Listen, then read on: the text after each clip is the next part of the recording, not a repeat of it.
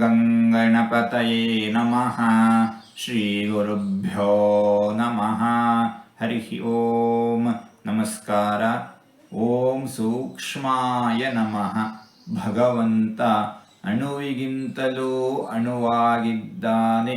ಭಗವಂತ ಅತ್ಯಂತ ಸಣ್ಣ ಜೀವಿಗಿಂತಲೂ ಅತ್ಯಂತ ಸಣ್ಣದಾಗಿಯೂ ಇದ್ದಾನೆ.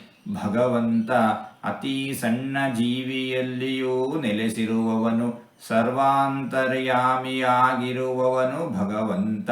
ಇಂತಹ ಭಗವಂತನನ್ನು ಸೂಕ್ಷ್ಮಾಯ ನಮಃ ಎಂಬುದಾಗಿ ವಿದ್ವಾಂಸರು ವರ್ಣಿಸುತ್ತಾ ಇದ್ದಾರೆ.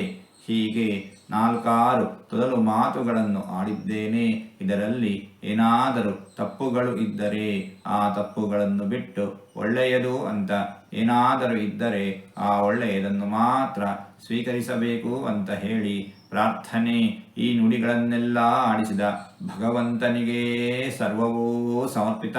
ಸರ್ವಂ ಶ್ರೀಕೃಷ್ಣಾರ್ಪಣಮಸ್ತು.